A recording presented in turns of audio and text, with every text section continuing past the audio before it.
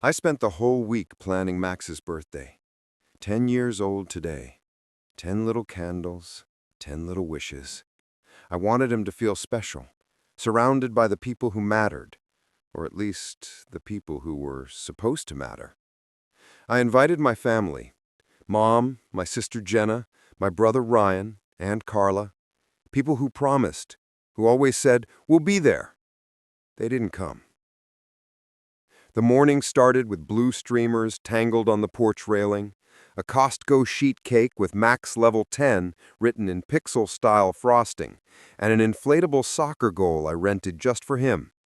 Folding chairs from the neighbor lined the yard. 6 kids showed up.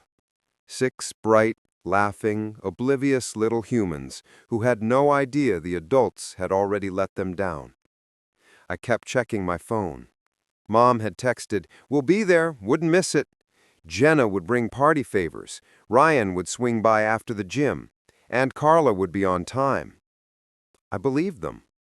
I wanted to believe them. Every 20 minutes, I refreshed the family group chat. Nothing. Not even a typing bubble. The pizza arrived, and I asked the driver to wait, thinking maybe I'd need an extra-large pepperoni. He looked at the tiny gathering of children and said, "You're good." I nodded, forcing a smile that felt glued to my face. By 2 p.m., sunlight shifted across the yard. The kids ran around, barefoot, their laughter bouncing off the houses. A neighbor brought over an extra cooler. "Full house," she said with a grin. And I smiled back, but it felt brittle, like carved wood.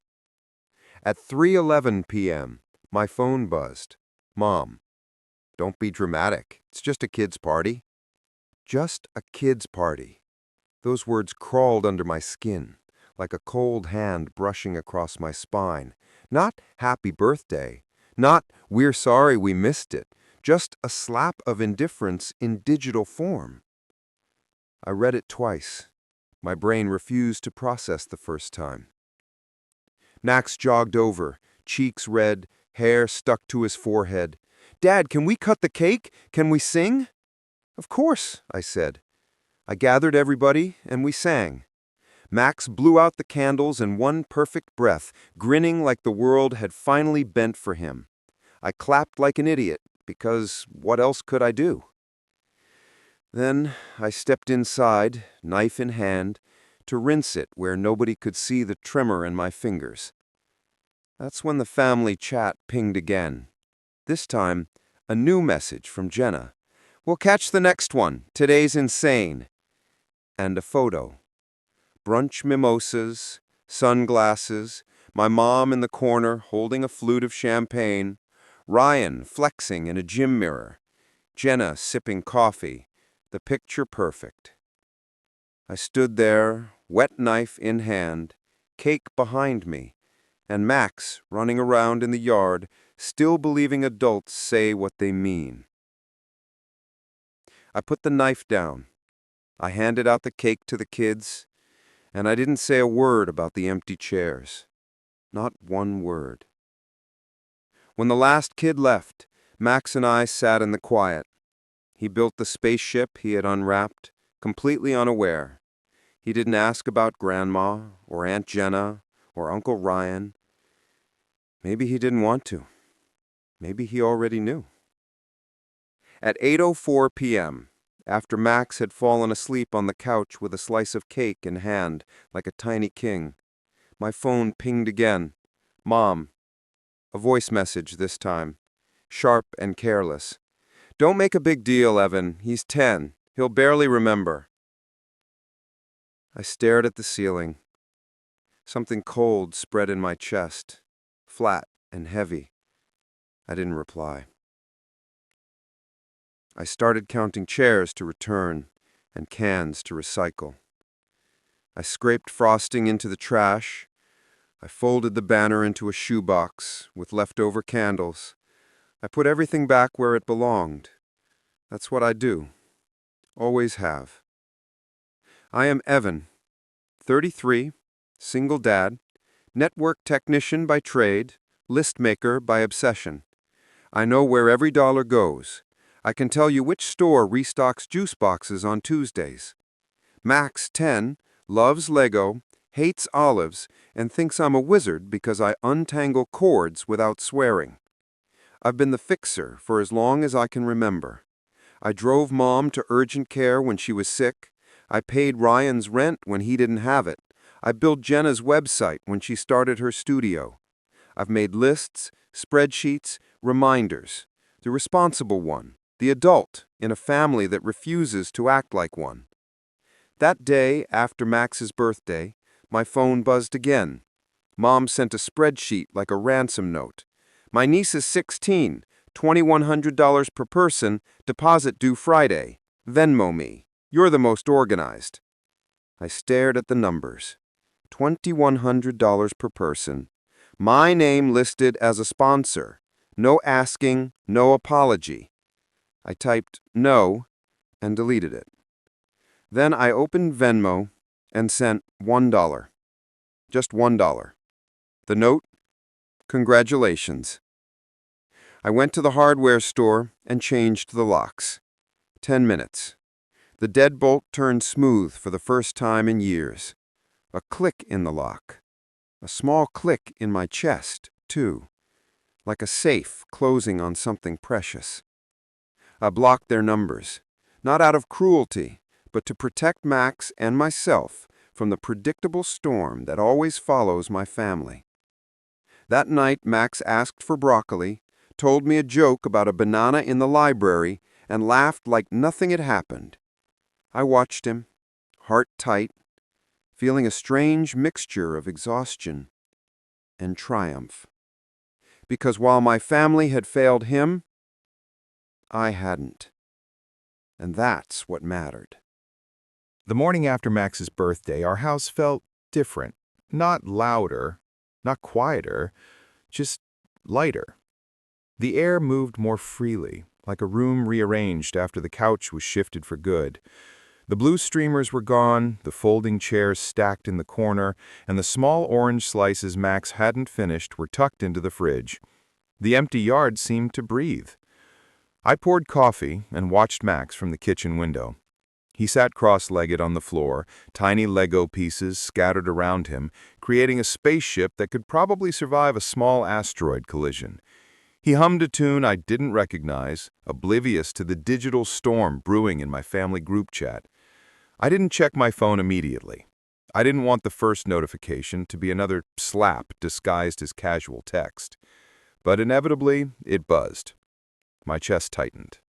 Mom, Jenna, Ryan. 3 separate messages, all within a minute. Mom's was first. Evan, you're being difficult. You need to cover Grandma's spot at the Sweet 16. It's a family obligation. Jenna followed immediately. Evan, can you coordinate the group gift? We're all counting on you. And Ryan.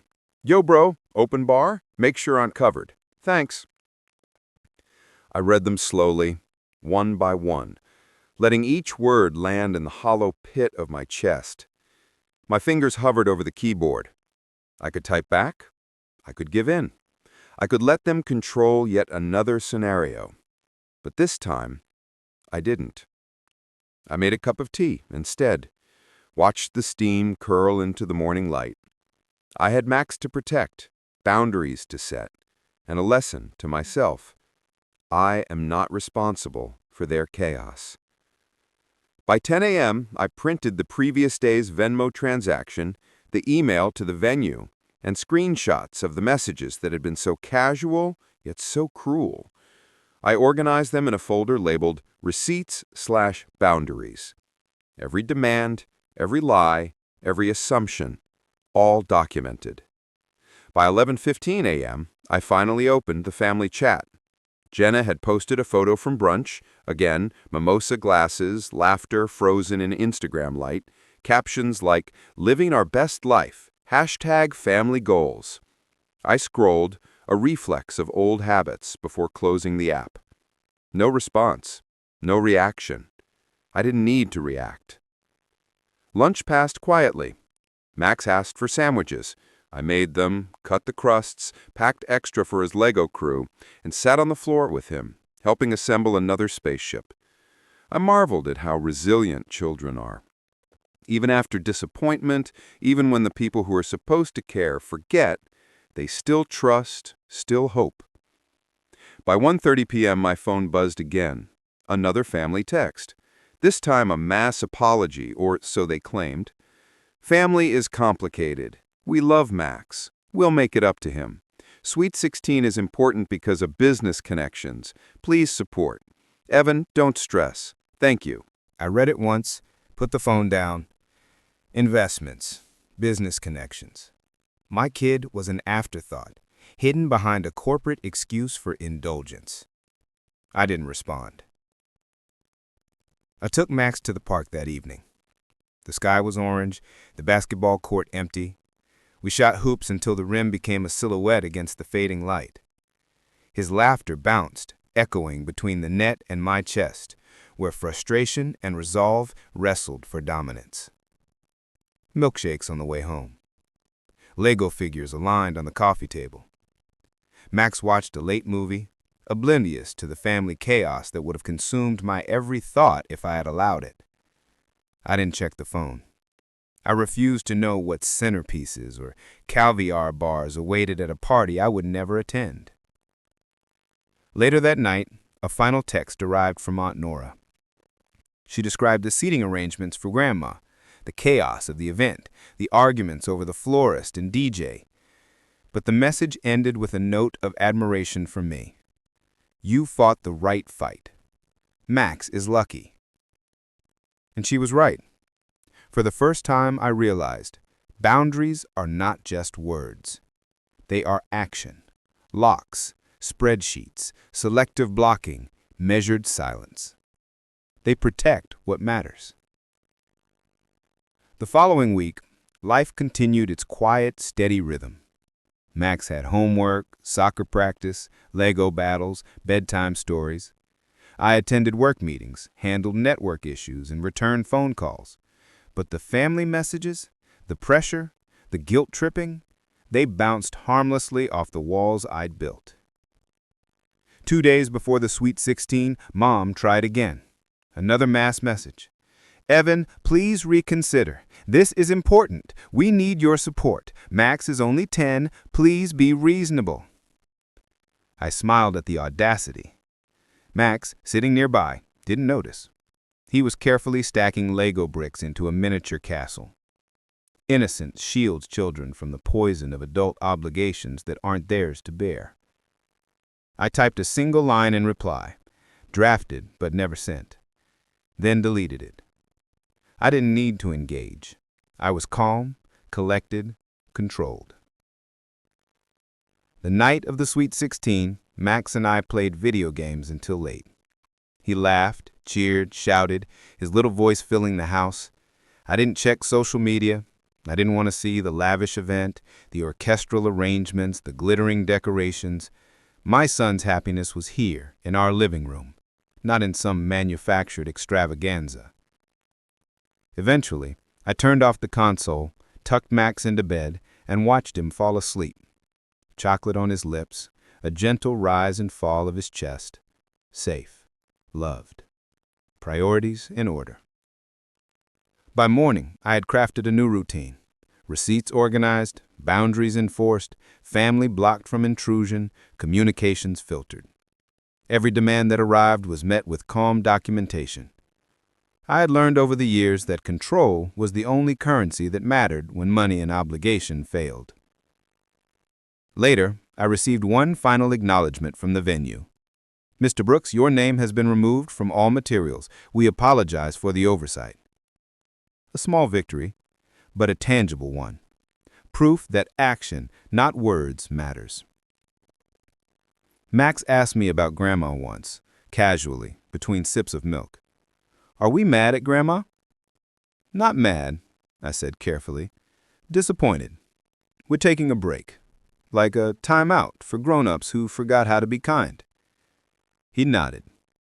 Children understand boundaries faster than adults. He accepted it, like Lego bricks snapping into place. And I did too. For the first time, I realized that being responsible didn't mean absorbing every burden. It meant choosing battles, defending innocence, and knowing when to say no. The week passed quietly. Max grew another inch, Legos multiplied, emails stacked in their folder, and for once, the storm I expected from my family didn't break through. The locks held, the lines were drawn. I could breathe. The family, in their endless pursuit of status and appearances, would learn eventually, but Max didn't need to. He had me, and that was enough.